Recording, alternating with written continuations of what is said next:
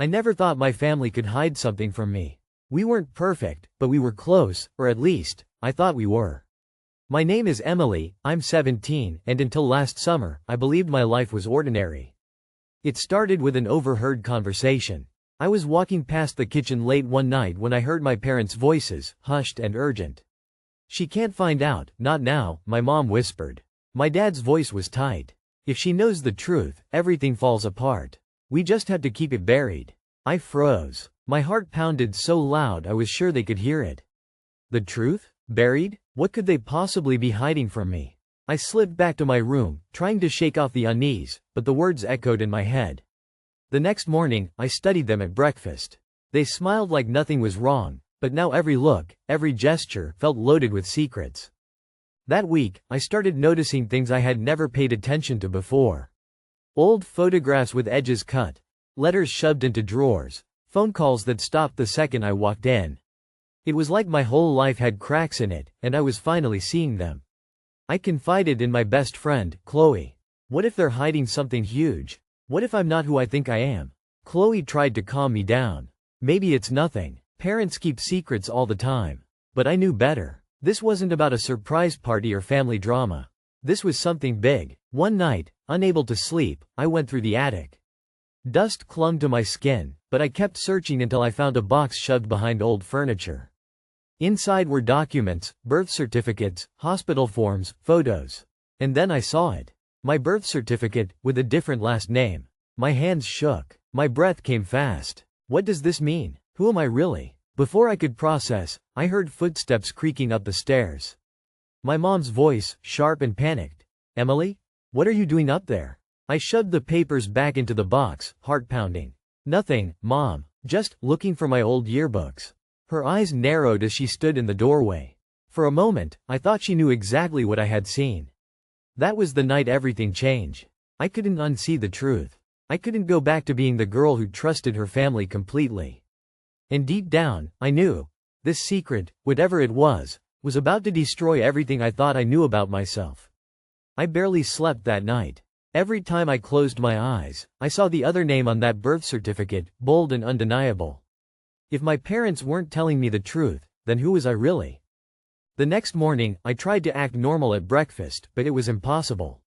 My mom poured me orange juice like always, my dad read the newspaper, but everything felt fake.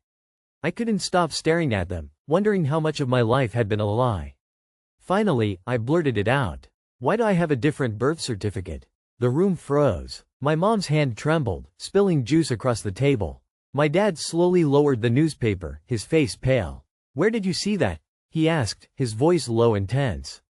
"In the attic," I said, my voice shaking. "So? What's going on? Am I adopted?" Silence stretched so long I thought my heart might stop. Finally, my mom whispered, "Emily, please. Not now." "Not now?" Exclamation mark quote. My voice cracked. "When, then? When were you planning to tell me that my entire life is a lie?" My dad slammed his fist against the table, startling both of us. "Enough. We promised we'd protect her." "Protect me? From what?" I pushed back my chair, tears stinging my eyes. I deserved to know the truth.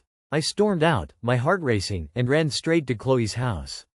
She opened the door, shocked at my tear-streaked face. "What happened?" she asked, pulling me inside. "They've been lying to me, Chloe. I think I'm adopted. I found papers. Different name. Different parents maybe." Chloe hugged me tightly. "Oh my God, Emily. Do you think they're hiding who your real parents are?" "I don't know," I admitted, choking back sobs. "But I'm going to find out. I don't care what it takes." Later that night, I snuck back into the attic, flashlight in hand. I pulled out the box again and dug deeper. There were hospital records from a different town, photographs of people I didn't recognize, and, tucked at the very bottom, a letter. The handwriting was messy, rushed. It read, "She can never know the truth. If she finds out, it will destroy her." My hands shook as I read it over and over. Who wrote this? And what truth could possibly be so devastating that my entire identity had to be hidden? I was terrified. But more than that, I was angry. My family thought they could bury the truth forever. But I was done being kept in the dark. The letter burned in my hands, its words replaying in my mind. She can never know the truth. But I did know, at least part of it. And now there was no turning back. The next morning, I confronted my parents again. I found more than just the birth certificate, I said, standing in the doorway of the kitchen. I found a letter. Someone wrote that I can't know the truth. Why? What are you hiding from me? My mom's face went pale, her lips trembling. My dad shot her a warning look, but she whispered anyway, "It's for your safety, Emily." My safety? Exclamation mark quote. I cried. You don't get to decide what I can or can't handle. This is my life. My dad stood, his voice hard. Enough. Stop digging. Some things are better left buried. But the fire in me only grew stronger. I left before they could stop me and went straight to the town library. If my birth certificate listed a different hospital and a different last name, then there had to be records somewhere. Hours later, after digging through old newspapers and archives, I found something. An article, yellowed and fragile, from the year I was born. The headline made my stomach twist. Local family tragedy. Infant survives, parents missing. The picture showed a young couple smiling, holding a baby. My breath caught in my throat. The baby, it was me. I ran my finger over the names beneath the photo. Daniel and Sarah Whitmore, my real parents. Tears filled my eyes. Who were they? What happened to them? And why had my parents, no, the people I'd called my parents, hidden them from me all these years? I showed Chloe the article that night. Her jaw dropped. Emily, this changes everything. Your parents didn't just adopt you. They covered up something huge. Missing? That means, maybe they're still out there. Hope and fear tangled inside me. Could my real parents still be alive? That night, lying awake in bed, I stared at the ceiling, my mind racing. The truth was coming out piece by piece, but it still didn't make sense. Why hide my identity? Why keep me from knowing who I really was? And then, as if to taunt me, another message slipped under my bedroom door. No footsteps, no sound, just the paper sliding across the floor. In shaky handwriting, it read, "Stop searching, Emily. The Whitmores are gone for a reason." My blood ran cold. Someone else knew. Someone was watching me. And suddenly, this wasn't just about family secrets anymore. It was about survival. The note under my door felt like a slap. The Whitmores are gone for a reason. My pulse pounded so loud I thought the whole house could hear it. Whoever had left it wanted me to be afraid. They wanted me to stop looking. They underestimated me. I packed a small bag, phone, charger, the yellowed newspaper clipping, the letter from the attic, and slipped out before anyone woke. Chloe met me at our usual spot by the corner bakery, eyes wide when she saw my face. "You look like you've been crying," she said, folding me into a quick, tight hug. "I got another note," I whispered. I showed it to her. Her jaw tightened. "Okay," she said, swallowing hard.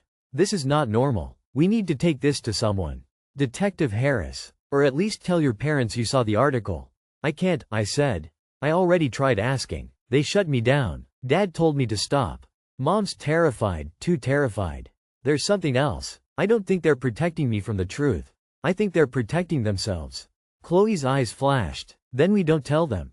We go to Harris." We walked to the station as if walking into a storm. Detective Harris was older than I remembered, with lines at the corners of his eyes like roads he'd traveled 1,000 times. He listened without interrupting, my breathless story, the attic box, the clipped article, the notes. When I finished, he rubbed his chin. "You did the right thing coming here. I'll look into the Whitmore case again. But you need to be careful. Whoever warned you won't stop if they think you're a threat. Will you? Can you find them?" I asked, the words small. Harris gave me a look that mixed sympathy and warning. "It's possible. But this is bigger than a missing persons file.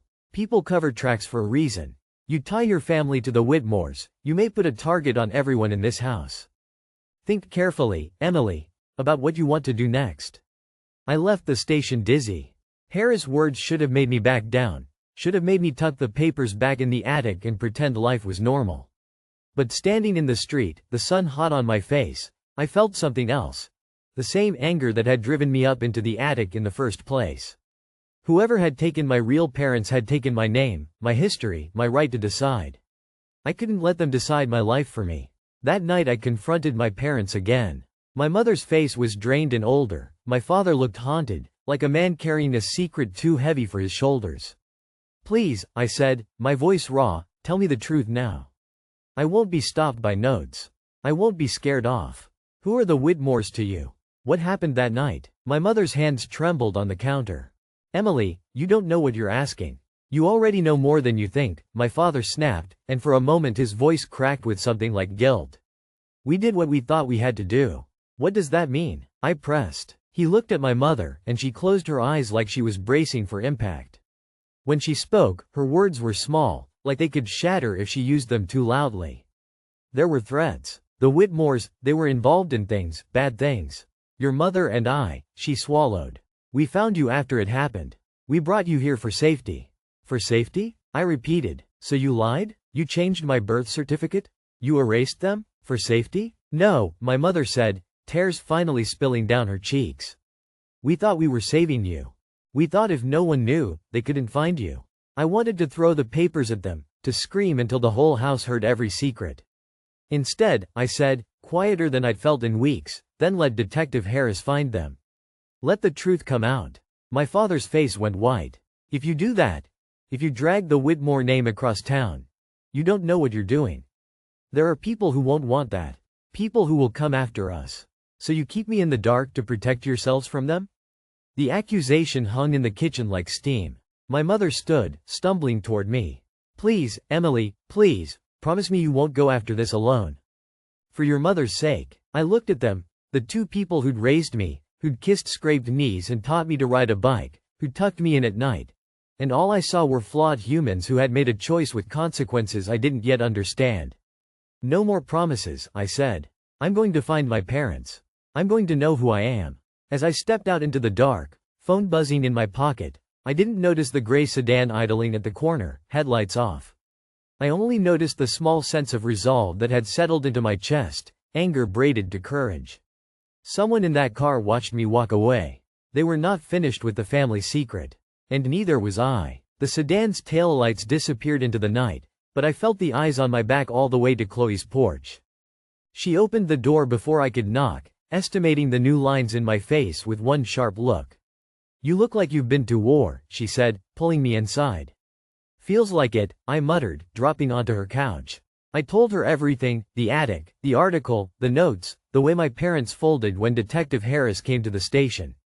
When I finished, Chloe sat back, thinking. You can't do this alone, she said finally.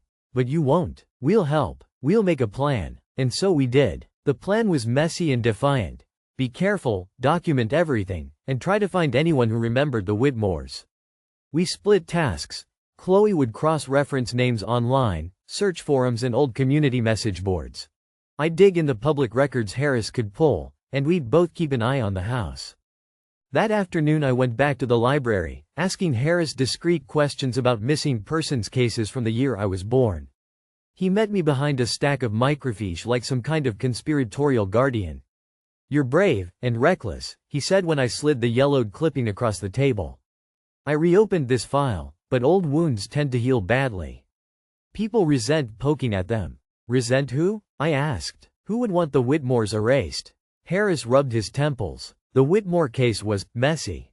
There were debts, local business disputes, and rumors about the wrong crowd. But a lot of that was never proven. If someone wanted them gone, they managed to make it look like an accident. Or disappearance. Did anyone ever accuse anyone? I pushed. He considered me for a long moment. There were whispers. One name floated around town back then, a name that's well connected now. But names can be dangerous. Be careful who you bring this to. I left with more questions than answers, but Harris had done something important. He promised to access sealed files and quietly run a background on the people who'd been connected to the Whitmores. For the first time since finding that birth certificate, I felt a sliver of momentum. That night, back at home, the tension felt thicker than ever. My parents moved like ghosts through their own house, avoiding my gaze, speaking in low voices. My mother set a bowl of soup in front of me like an apology and retreated.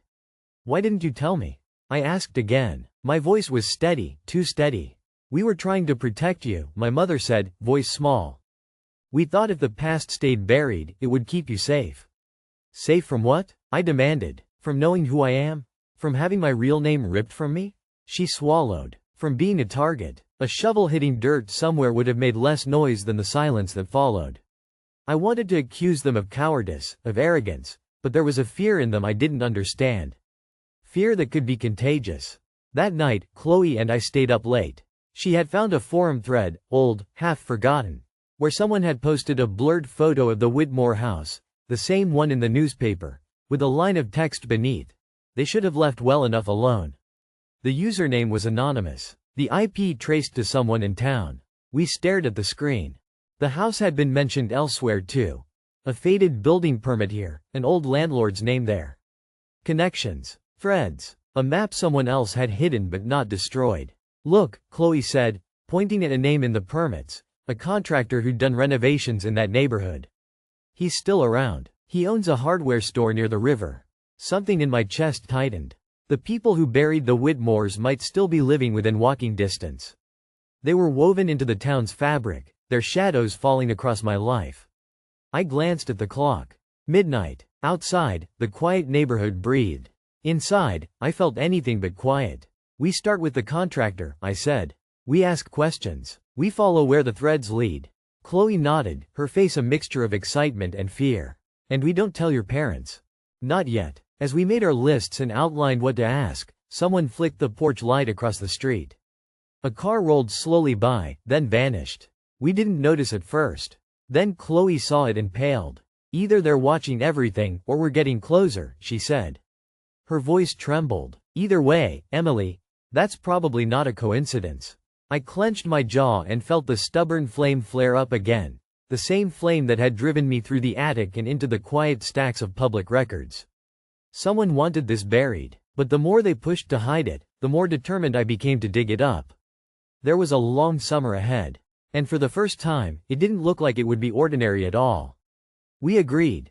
Start with the contractor. It sounded small, almost ridiculous, compared to the enormity of everything else. But Chloe and I had learned that big lies often hid inside small, ordinary things. The hardware store felt like one of those ordinary places. Fluorescent lights, pegboards lined with tools, the smell of sawdust and oil. The owner, a man named Hank Mercer, wiped his hands on a rag behind the counter and looked older than the faded sign outside. Can I help you girls? He asked, polite but guarded. I swallowed. We're doing a school project, I said, because it was the most ridiculous excuse I could think of that wouldn't sound like we were sniffing for trouble. Chloe kept her voice steady. We're looking into local history. We found a photo of a house, Whitmore House, and wondered if you remembered doing work there. Hank's face tightened like someone had pinched him. For a second I expected him to lie. Instead, he softened and nodded slowly.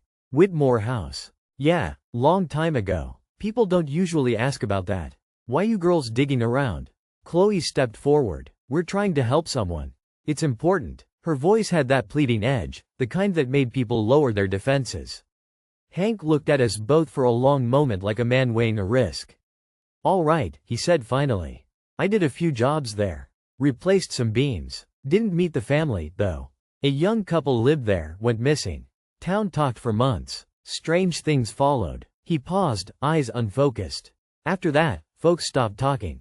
Best not to poke through old wounds. Did anyone strange show up after the disappearance? I asked, my throat dry. Hank rubbed his chin. There was a contractor from out of town, Grayson. Handy sort. Folks liked him, but he had friends who knew people. He left town quick after the Whitmores. Don't know where he went. Maybe you want to ask around at the diner. Old timers remember him. We left the store with a name heavier than we'd expected, Grayson. It was small, but it was a thread. If you pulled on it, you might unravel something huge. Chloe typed Grayson into her phone under the hum of the store's heat. Nothing immediate, but there were murmurs, an old forum post, a comment on a community page. Grayson always did the dirty jobs. On the walk back, we felt watched. Maybe it was paranoia, maybe the sedan from the other night, maybe nothing. Still, my phone buzzed. Detective Harris. Meet me at station. Now. Harris' office smelled like coffee and paperwork, the kind of smell that should have been comforting but wasn't. He slid a manila folder across the desk. I pulled the contractor link quietly, he said. Grayson's real name is Gregory Haynes. He's got ties, unsavory ties.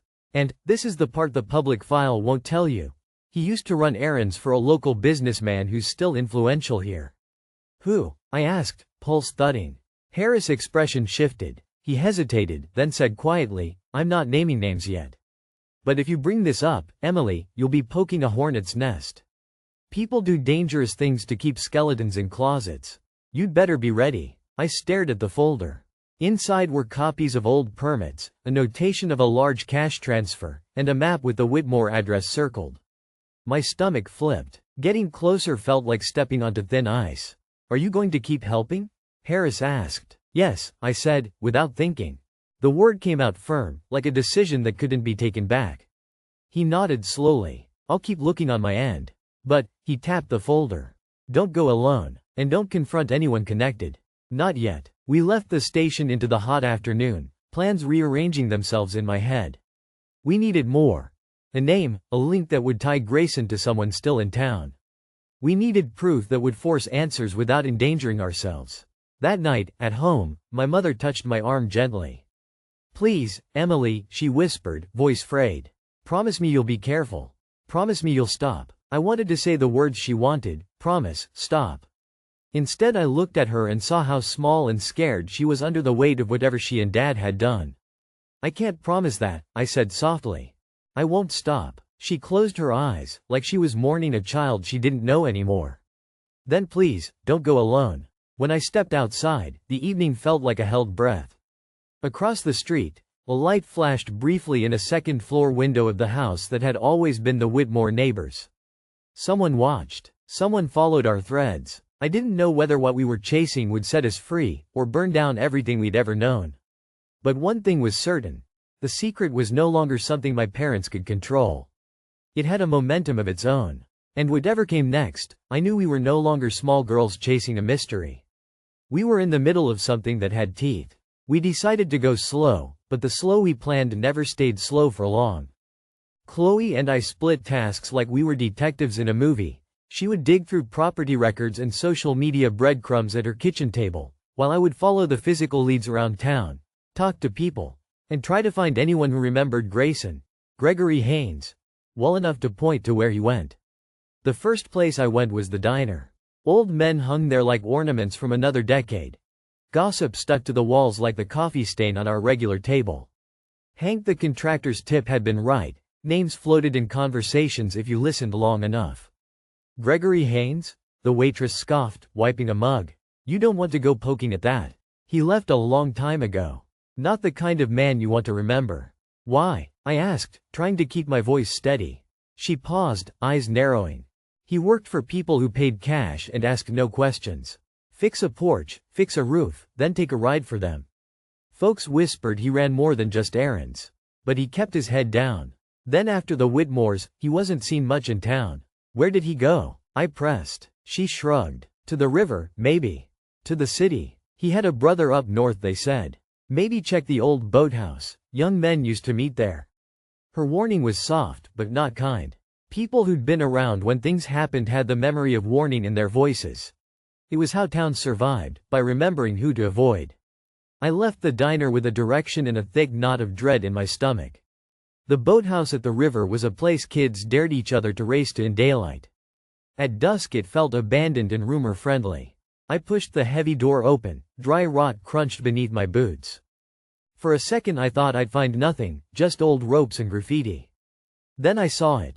A name carved faint into a beam, decades gnarled but legible. G. Haynes. My heart slammed against my ribs. Someone had been here. Chloe called while I crouched on the boathouse floor, and I told her. She sounded excited and terrified at once. I tracked Grayson's payments, she blurted. There's a pattern. He wired sums to a company that's a shell. And the owner's name? It's connected to the man Harris hinted at. It's getting messy, M. Messy is one word, I said. Dangerous is another. We met Harris at dusk by the river. His face stubbled and harder than I'd ever seen it.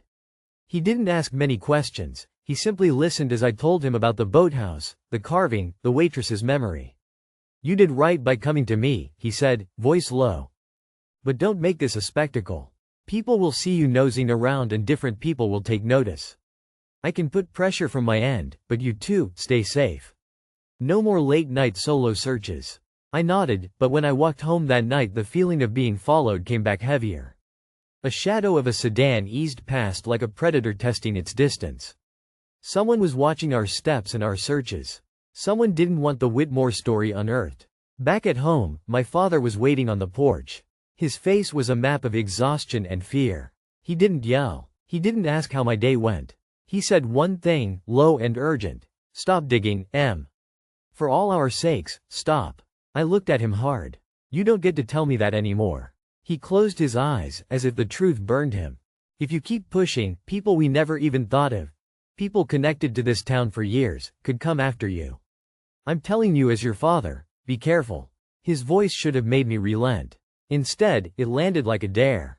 If danger was the price of a truth I had a right to know, then I would pay it. That night I slept badly. In the back of my head, the carved letters on the beam kept looping. G. Haynes. Whoever he'd worked for was still a presence in town, and the quiet fear in my parents' eyes suddenly made sense as cowardice and as protection. Sometimes the same thing in different clothes. When I woke, an envelope lay on my bedroom floor. No slits, no prints, just the folded paper. Inside, a single sentence in small, clinical handwriting. "Stop, Emily. You were warned." My hands went numb. The warning had turned into an order. And orders, as I'd learned already, didn't always get obeyed, for good reasons or terrible ones. The note on my floor felt colder than the night air. "Stop, Emily. You were warned." Whoever sent it wasn't just watching, they were impatient. Angry. Determined. It stopped being a warning and became a countdown. I stuffed the paper into my pocket and walked straight to Chloe's. She opened the door before I could knock, eyes scanning my face like she was reading a map of new lines. "Worry, resolve, something fierce. You look like you swallowed a storm," she said. Inside, we shut the curtains and barricaded the room with the kind of secrecy you only do when you're too old for sleepovers and too young for the world to be kind. "Someone left me a note," I said, sliding it across the table. Chloe read it, breath catching halfway through. She looked up at me, voice small. "They escalated." "We escalate back," I said, and the words surprised me because they felt less like bravado and more like a plan. "Harris promised he'd pull files quietly. We need leverage. Something that ties Gregory Haynes to someone still in town. If we expose the connection, it becomes harder for them to intimidate us with anonymous notes." Chloe nodded. "I've been cross-referencing owners on old permits. Remember that shell company? The owner's name keeps popping up on charity boards and ribbon cuttings. He's exactly the sort who covers things up. Smiles, donations, and problems solved quietly." "Name?" I asked. She hesitated, then said the name low, as if speaking it louder might call the person in. "Marrow. John Marrow." The name landed between us like a stone dropped in a quiet pond. Marrow. The man Harris had hinted at without naming. The influential one. We slept poorly that night. At dawn, I met Harris by the river again. He smelled of old coffee and something metallic, maybe nerves. He didn't mince words. "Marrow is slippery," he said. "He owns property, donates to the library, sits on the council. People trust him. He also has the kind of reach that buries things. Gregory Haynes did pretty work for him and, judging by bank records, received regular cash transfers." "That's your link. Can you get more?" I asked. "I can try. But you've got to stop going at this by yourselves," Harris said, laying a hand on my shoulder like a shield. "You caught attention. That note? That's not a harmless prank. If Marrow gets spooked, he'll move fast." "Then don't ask me to stop," I said. "Help us find proof." Harris looked at me like I'd offered him both a problem and a promise. "I will. But above all, no loan operations. You go anywhere, take Chloe. Stay in public. And tell your parents. They might be scared, but you need them watching doors and taking calls." Telling them still felt like peeling scabs. When I did, my mother's face drained of color and my father slammed his fist into the hallway shelf like a man punched by his own memory. "You can't drag this into the open," he pleaded. "If Marrow is involved, if any of them are still pulling strings, your life will be easier if we keep quiet." "My life will be easier if I know who I am," I shot back. "You hid my name. You lied. How is that protection?" He turned away, voice small and raw. "Protection isn't perfect. It's messy. Sometimes we choose the mess over a worse thing." I left before he could finish. His words settled heavy in my stomach. Protection, messy. I wanted to believe them, but the anonymous notes and the carved beam felt like proof that the mess had teeth. That afternoon, Chloe and I went to the old boathouse again, this time in daylight. The beam with G. Haynes looked different under the sun, less menacing, more like a breadcrumb under a vast floor. We photographed it, jotted down details, and planned our next move. Meet Harris with the boathouse proof and ask him to open a line to the bank records we'd found. As we left, a delivery truck idled near the hardware store where Hank worked. The driver glanced toward the boathouse, then at us, then fastened his seatbelt and drove off. The town had eyes everywhere, and they were easier to find than we'd hoped. That night my mother whispered into the dark, "Promise me you'll be careful." Her voice cracked like someone begging the sky for mercy. "I will," I answered, and even in the soft dark, I could hear the steadying of my own heartbeat, fear braided tight with resolve. The threads were tightening. The name Marrow hovered like a storm cloud on the horizon. Someone powerful didn't want the Whitmore story to breathe. But we were no longer children fumbling in the attic. We had names, dates, a carved beam, and a detective who was choosing to believe two teenagers over convenient silence. Whatever came next would be louder than threats. It would be public, and it might finally pull my family's secret into the harsh light where it could no longer be buried. By the time the sun sank low that evening, the town smelled of frying oil and cut grass. The air felt electric, like the moment before a storm breaks. Chloe and I met Harris behind the station, the boathouse photos and the folder of cross-referenced payments in my backpack. He glanced at the pictures, then at us, then folded his hands like a judge about to pass sentence. "All right," he said. "You two did good work. This," he tapped the folder, "gives me probable cause to pursue records at the bank. If Marrow shows up in those transfers beyond the shell company, we have something concrete to bring to a magistrate." Relief washed through me so strong it almost made my knees weak. So this can actually happen? Marrow, can be exposed? Harris' jaw tightened. Possibly. But expect pushback. People with money and influence don't go quietly. The trick is timing. We move when he's most vulnerable, when there's pressure from more than one direction. That's when they make mistakes. We planned the operation in whispers. Harris would pull the bank records under official auspices. We'd keep low profiles and gather witness statements from anyone who remembered Grayson's comings and goings. My father, at Harris' suggestion, reluctantly agreed to testify about the cash transfers he'd seen years ago, details he'd admitted to me in a quiet, frightened conversation. His involvement made my stomach flip, but it also felt like justice, messy, late, and necessary. The next morning, Marrow was at the town council meeting as usual, smiling into cameras that would never frame what he hid. I sat in the back with Chloe and watched him with a new eye. He looked ordinary. Neat suit, canned laugh, the kind of man who offered donations at the right time and expected gratitude. People trusted him. People liked him. People would believe him if he chose to speak. At noon, Harris called. "I've got enough to file for a subpoena. Meet me at the bank at 3. His voice was a low machine, practical, tense. This was it. The future pivoted on the slender thread of paper records. We arrived at the bank with a mixture of fear and fragile hope. Harris walked in, handed the clerk the subpoena, and watched as the clerk's smile turned into a paper shuffle. He pulled copies of terse, numbered transactions, wire transfers from Marrow Enterprises, into accounts registered to the shell company tied to Gregory Haynes. "There," Harris said quietly. "There's your tie." My hands trembled as I read the lines, amounts, dates, the same months the Whitmores disappeared. The paper felt heavier than its weight. It was evidence. It was reckoning. It was a rope thrown across a chasm to pull a buried truth into daylight. On our way out, a sedan idled by the curb, too familiar. As we neared, 2 men stepped out and blocked our path. One wore a suit. The other had the look of someone who'd learned to use fists when money and influence failed. My heart thumped loud enough to drown the respectful murmur of bank patrons. "Detective Harris," the suited man said, his voice smooth like a well-oiled hinge. "We should talk privately." Harris' jaw set. "Not here." The other man smiled, bearing no warmth. "Public's fine. People should hear the truth." Something sharp and cold knifed through my chest. Fear and anger braided tight. Marrow's world had teeth, and they were biting back. Harris put a hand on my shoulder like a shield, and I saw the moment he decided. This would no longer be an investigation run on teenage courage. It had become a collision. "Back off," Harris said, voice low. "You're under scrutiny. Step away." The 2 men weighed him with their eyes. For a breathless second it felt like the earth could tilt. Then the suited man stepped back with the practiced grace of someone who knew when to retreat.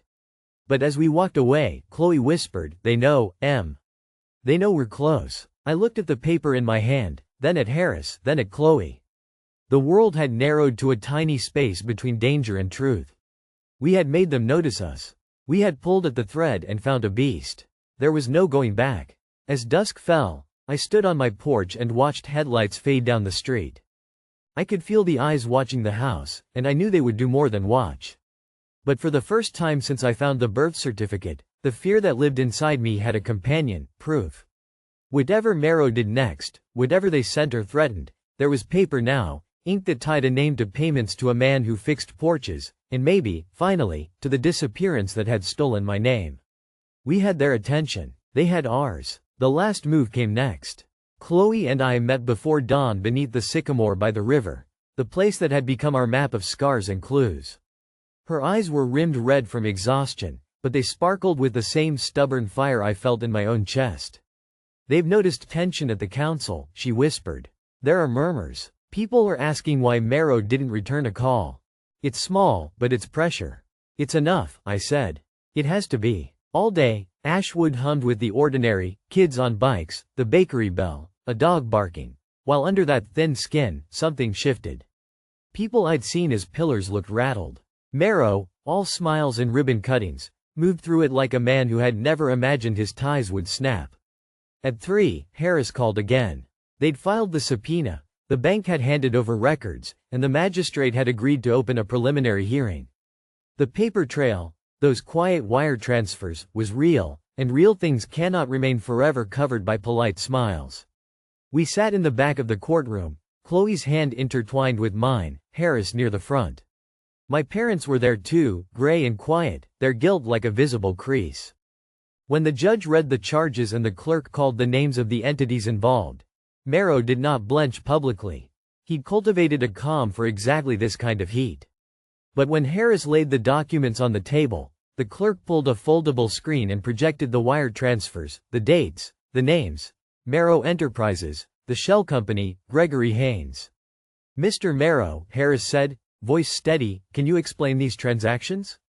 There was a pause heavy enough to sink in. Marrow's smile thinned. His lawyer lit quickly into objections and procedural flourishes, but there was a crack, an almost imperceptible flinch, when the word Whitmore landed in the air. People shifted. Whispers pricked like static. Outside the courthouse, reporters began to gather like gulls. Ashwood was a small town, but small towns remember. The story couldn't be hidden again. After the hearing, Harris pulled us aside. "This is only the beginning," he said. "These charges may lead to a grand jury. Marrow will fight. He'll intimidate. But the wheels are turning." We walked home in a strange daze. My mother reached for me, holding my hand like she could keep me tethered. My father looked at me with an expression I'd never seen, something like regret braided with relief. That night, over an unremarkable dinner, my parents finally spoke without the practiced fear. "We thought if the name stayed buried, they'd never find us," my mother said, voice thin. "We thought if your history was erased, you'd be safe from whatever followed them. We were wrong. We were afraid." My father's hands trembled around his fork. "We did what we thought would keep you alive. I'm sorry. I know that doesn't fix it." I wanted to scream, to rip open the years of secrecy and demand answers I hadn't even known to ask. Instead, I sat with them, letting the anger and the pity and the complicated knot of family sit where it was. "You lied," I said simply. "You hid my parents. You chose to bury me with that secret." "We were trying to protect you," my mother whispered. "But we forgot you get to choose your life." A long silence settled, this time not filled with notes slid under doors but with decisions to be made. I felt a strange new steadiness settle in me, one born from the knowledge that I had faced the darkness and pulled a thread so strong it had tugged an entire system loose. In the weeks that followed, Marrow's world shook. The preliminary hearing became a public story, and people who had once smiled at his ribbon cuttings suddenly found their voices. Gregory Haynes was located in a neighboring county, subpoenaed, and his testimony, raw, fearful, pulled names and timelines into the open. What we learned was messy and human. Betrayals tangled with fear, people doing wrong to protect what they loved, others crossing lines for money and power. The Whitmores had been caught in that weave, at the wrong place and the wrong time. The truth didn't erase the years I'd missed with them, but it gave me a roadmap. Names to search, memories to collect, a family history piece by piece. I sat with Harris one evening as he closed an old file and said, "You did something brave, Emily. Not reckless, brave. You forced a town to remember, and remembering is the first step toward justice." Chloe leaned into my shoulder. "You did this," she said. "You turned a secret into a story they couldn't swallow." I thought about my parents, about the choices that had been made out of fear, and about the Whitmores, the mother with the eyes that must have smiled the way my mother used to smile. The father in the photograph holding a baby like I'd been held. The past hung heavy, but it no longer constricted me. Summer thinned into fall. The exposure had consequences. Marrows stepped down from positions of influence. Gregory faced charges. My parents met with counselors and the sheriff, answering questions, offering testimony. It was complicated and imperfect, but it was real. And me? I kept the birth certificate in a drawer I no longer feared opening. I had a name again, Whitmore, a history to reclaim. I visited the small cemetery where the article had hinted a memorial stood, found a faded stone with a name that matched the photograph, and whispered into the wind. "Hello," I said, to a history stitched together by strangers and lies. "I'm Emily. I'm your daughter." Sometimes, healing is not a clean arc but a series of small, honest steps. The kind that leave footprints across a long, bruised summer. I didn't know everything, and I didn't know what justice might look like in the end. But I knew I would no longer let others define my past or my future. Standing on the hill overlooking the town, Chloe at my side and Harris' folder tucked away, I felt the secret finally loosen its grip. Whatever came next, court battles, reckonings, the slow work of mending, I would face it awake, eyes open, and with a name that belonged to me. The family secret that had trapped us in fear now unspooled into truth. It hurt, it complicated, and it set us free.